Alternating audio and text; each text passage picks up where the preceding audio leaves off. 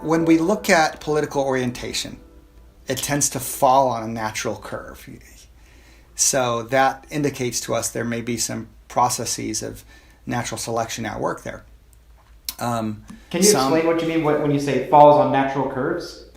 So when you get people to identify, their political orientations on various scales, how far to the left, how far to the right, when you ask them specific questions about values that are typically associated with political conservatism versus values that are typically associated with political liberalism, they tend to fall on the natural curve, right? So the bell curve. There are some people on the extreme right end who hold really strong conservative beliefs. Most of us fall somewhere in the middle, and on the left, the same thing. There's kind of a wing on that side as well.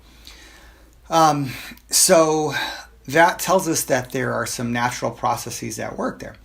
So, the great thing about the evolutionary sciences, I think, is that they can explain complex, confusing human behaviors with such parsimony, such explanatory power. And I think political behavior is one of those, because we all know how emotionally charged political behavior can be and how confusing it can be, right? And usually when something carries a lot of emotion along with it, it tells us that, hey, this may be related to survival and reproduction. This is old, and it sometimes co-opts rational thinking. So looking at the underlying psychology, I think, is critically important for understanding our political selves.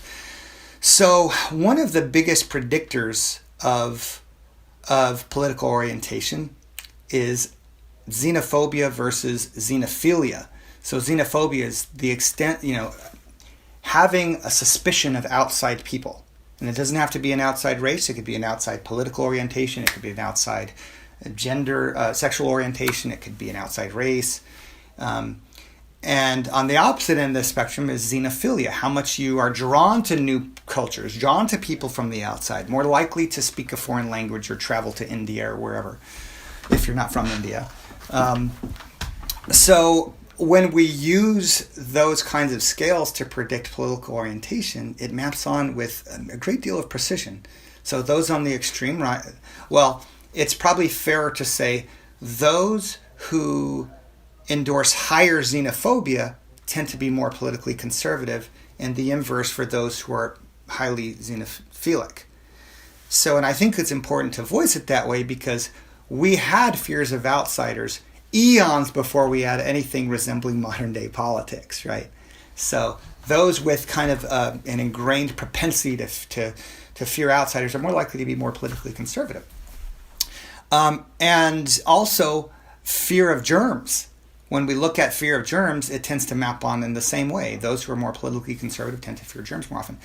So one of the things that I find interesting, one of the theories that I find interesting is that these fears may have benefited us in our evolutionary past, and falling on the natural curve may have benefited us in our evolutionary past.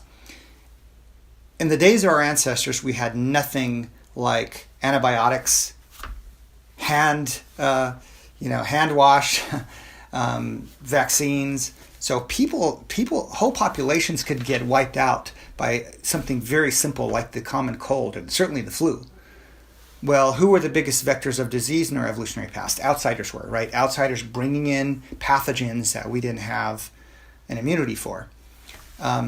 So it may have benefited our evolutionary past to be wary of outsiders, right? To not allow outsiders into your camp, to be suspicious of outside people because of that, right? So, but on the other hand, we have populated the whole earth, and migrating to new lands has its benefits as well. Interfacing with new people has its benefits as well. If you're too insular, there are problems like genetic bottlenecks. You may exhaust the resources in your territory. Whereas on the other end, if you're more open to outside people, it allows you greater genetic diversity. It allows you to acquire technologies and resources that you might not be able to acquire if you just wanted to stay put with your own kind. So, when we look at kind of the core values of people on the left or right, we can see those dynamics at play. You know, people on the left tend to be more open to other cultures. They tend to embrace other cultures. They tend to be more sexually open because, you know, that would be helpful to you if you're migrating to a new tribe of people, and would allow you to interface with them, interbreed with them. It would allow you to acquire certain kinds of immunities that they had to local pathogens by interfacing and having offspring with them. But there's a certain advantage to staying put. So these are some very core underlying psychologies behind our political orientations. And they may have served an old purpose.